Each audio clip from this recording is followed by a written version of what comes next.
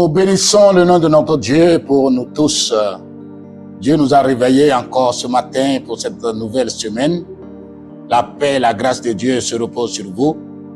Nous sommes encore là dans un nouveau numéro par rapport au développement et que Dieu nous accorde une bonne condition d'écoute. Nous osons croire que vous continuez de vous abonner et de faire abonner les autres. Nous continuons de croire que vous êtes en train de vous mobiliser massivement par rapport au ministère holistique dans l'Église. Dieu vous bénisse. Nous allons lire encore un texte ce matin qui nous permettra de pouvoir nous ressourcer et aussi de pouvoir nous organiser mieux. Dieu vous bénisse. Cette fois-ci, nous allons lire aujourd'hui dans Ecclésiaste, le chapitre 4, versets 9 et 10. Ecclésiaste 4, 9 et 10, nous lisons la parole de Dieu. Deux valent mieux qu'un, parce qu'ils retirent un bon salaire de leur travail. Car s'ils tombent, l'un relève son compagnon. Mais malheur à celui qui est seul sans avoir un autre ou bien un second pour le relever. Deux valent mieux qu'un, car ils retirent un salaire de leur travail. Malheur à celui qui est un et qui tombe sans avoir un second pour le relever. Voici les deux versets, n'est-ce pas, de ce texte d'Ecclésiaste, le chapitre 4, que nous donnons pour thème l'importance du réseau de travail. L'importance du réseau de travail. L'importance de travailler en réseau, en synergie. Frères et sœurs, l'heure est grave. L'heure est grave dans ce sens que plusieurs personnes s'engagent. Plusieurs personnes s'engagent dans le travail, mais peu sont ceux qui réussissent. L'heure est grave parce que depuis un certain temps maintenant, des gens ne cessent de m'appeler pour me dire « Pasteur, aidez-nous. J'étais avec votre réseau d'investisseurs, mais je n'ai pas continué. Voilà, j'ai eu une opportunité. Est-ce que vous pouvez m'aider? Est-ce que vous pouvez me faire ceci ou faire cela? » Et je leur dis, je ne peux rien pour vous parce que ce que vous avez, c'est avec ça que nous pouvons nous en servir pour vous aider.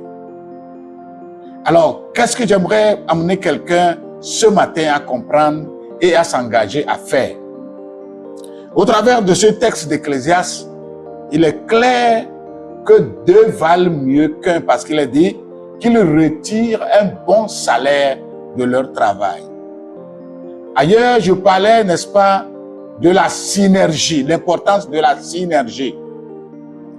Et dans l'un de mes livres, toujours à l'école de la fourmi, nous avons parlé de comment travailler comme des fourmis qui seuls ne peuvent rien faire individuellement, mais lorsque réunis, lorsqu'ils sont en colonie, même si c'est un os, elles finissent par le croquer.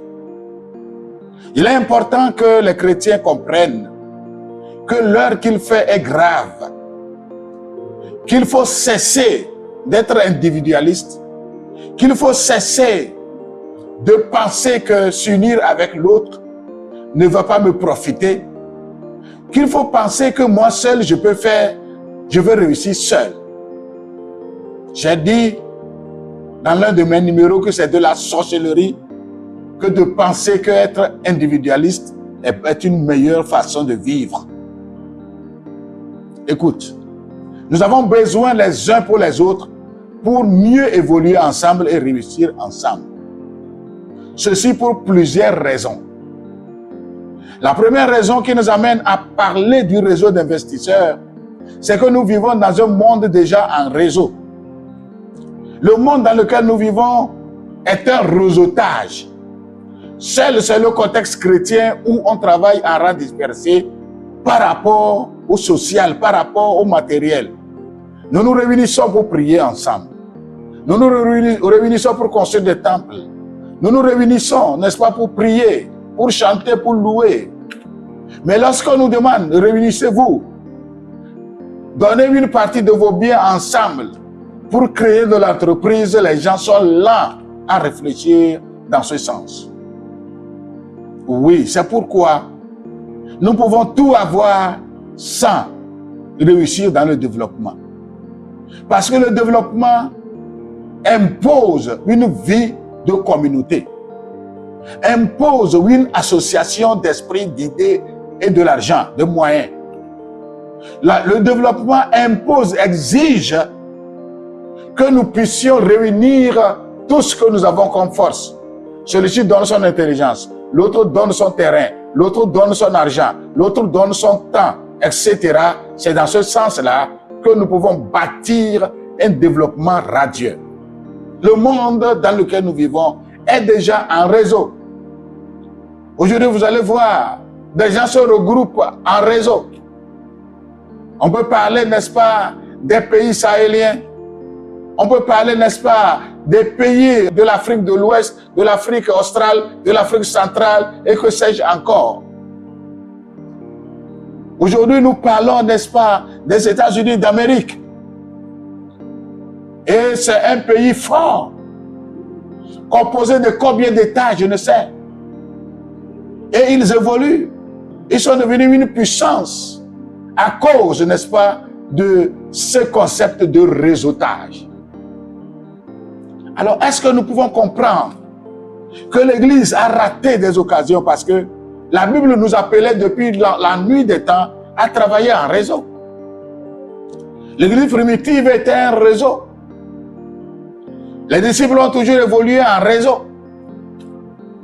L'Église a commencé en réseau. Pourquoi aujourd'hui nous ne pouvons pas comprendre que nous vivons déjà dans un monde de réseautage? C'est très important. Une autre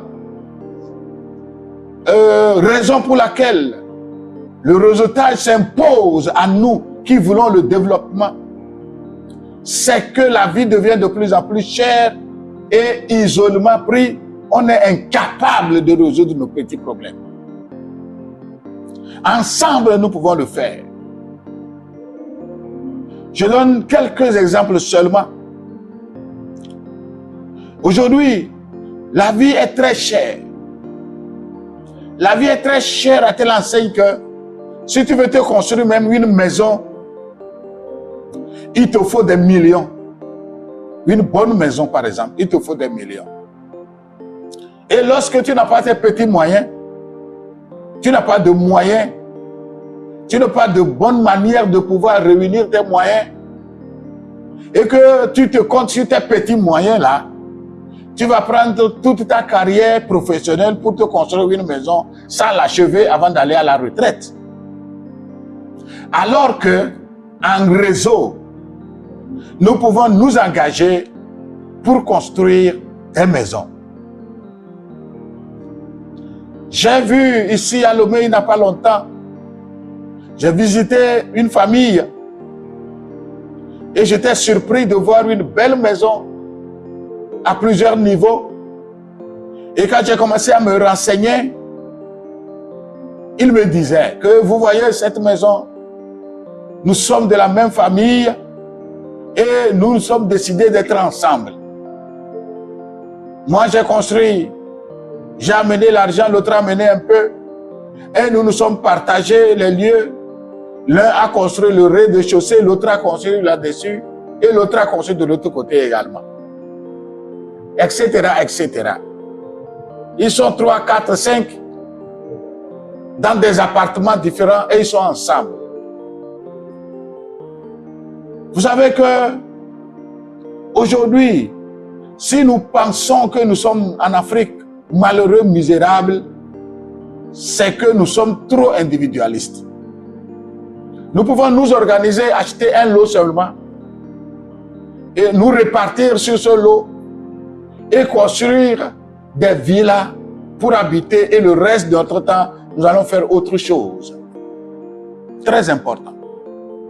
Alors, qu'est-ce que j'aimerais amener mes chrétiens, ceux qui m'écoutent, mes interlocuteurs, mes internautes, à pouvoir faire? C'est de penser que nous sommes déjà dans un village planétaire, nous vivons dans un monde extrêmement cher où les grands, les riches sont toujours riches et les pauvres sont toujours pauvres. Mais nous qui sommes de la basse classe ou de la moyenne classe, nous nous encourageons à pouvoir penser au réseautage. Deux valent mieux qu'un, car ils retirent un bon salaire de leur travail. Malheur à celui qui est seul et qui n'a personne pour le relever lorsqu'il tombe. Avec ça, j'aimerais vous inviter, frères, à penser à quelque chose, à penser, à comprendre l'ONG ABEP dont nous sommes fondateurs. L'ONG ABEP est une ONG différente des autres ONG qui existent sur la planète Terre. Nous existons pour nous prendre en charge et prendre en charge des autres. Comment? Nous voulons miser sur l'expérience de la fourmi. Nous sommes en train de chercher 20 000, 50 000, 100 000 membres. 100 000 adhérents dans ce réseau, s'il vous plaît. Et à partir de maintenant que vous nous écoutez, si vous ne connaissez rien du réseau d'investisseurs chrétiens, RIC, que l'ONG ABEP a mis en place, c'est l'heure de vous interpeller, de vous appeler et de vous dire que nous existons. Vous pouvez nous appeler sur le 90 18 36 12 et nous allons vous indiquer là où nous sommes à Agouenive Centre. C'est le siège central, mais nous sommes partout sur toute l'étendue du territoire. Quand vous nous appelez du lieu où vous êtes, nous allons vous conduire vers notre point du réseautage et vous allez vous abonner là-bas et commencer à laisser une partie. Nous voulons créer ce réseau-là pour devenir fort dans plusieurs domaines. Nous l'avons déjà dit récemment, dans le domaine de l'habitat, nous avons le projet « Chaque chrétien sa maison » ou « Chaque foyer chrétien sa maison ». Deux valent mieux qu'un, ils retirent un bon salaire de leur travail. Chaque foyer chrétien sa maison, c'est dire quoi? C'est dire qu'avec le peu que tu donnes, nous allons constituer un capital qui nous permettra, n'est-ce pas, d'aller vers des banques qui vont nous donner de l'argent que nous allons utiliser pour vous construire vos maisons là où vous êtes.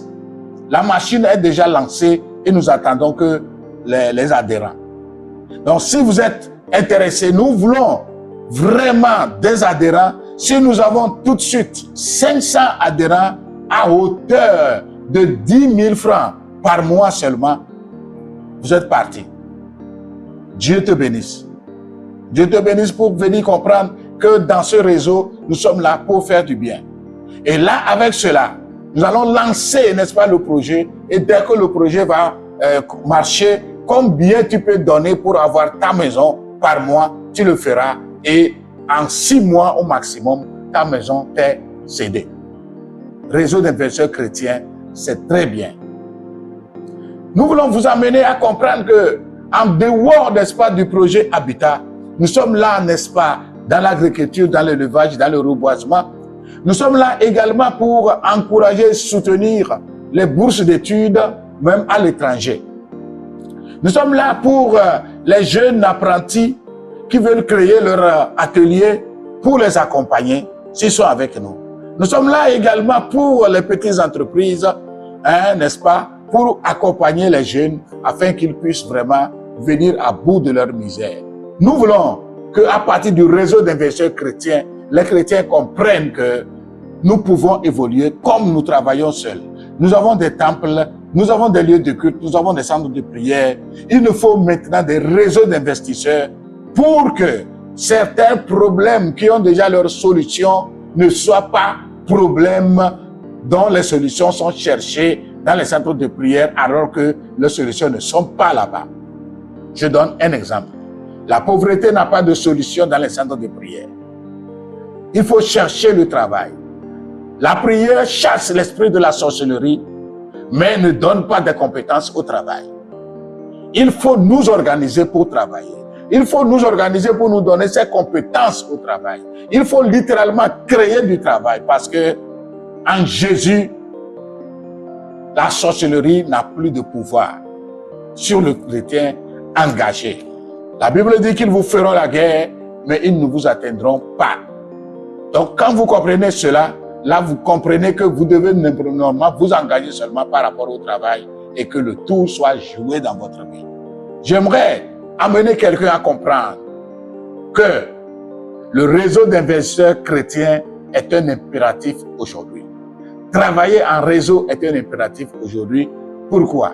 Parce que notre monde devient de plus en plus cher et nous vivons déjà dans un monde en réseau.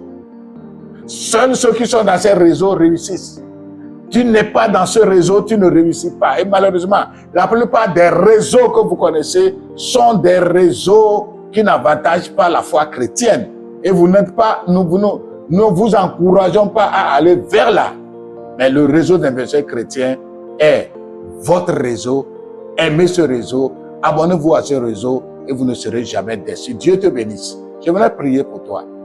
Dieu de grâce et Dieu de bonté, merci pour la grâce. Nous avons partagé ce texte d'Ecclésiaste 4, 9 à 10 qui nous parle du réseau. Je demande ta grâce pour quelqu'un qui nous a écoutés et qui s'abonne à ce réseau. Merci Père et bénis la prochaine fois ta servante, ton serviteur, parce qu'il s'est déjà engagé, qu'il s'est déjà abonné, qu'il est déjà prêt pour pouvoir servir, n'est-ce pas, d'exemple pour les autres qui viendront. Que ton nom soit loué au nom de Jésus. Amen.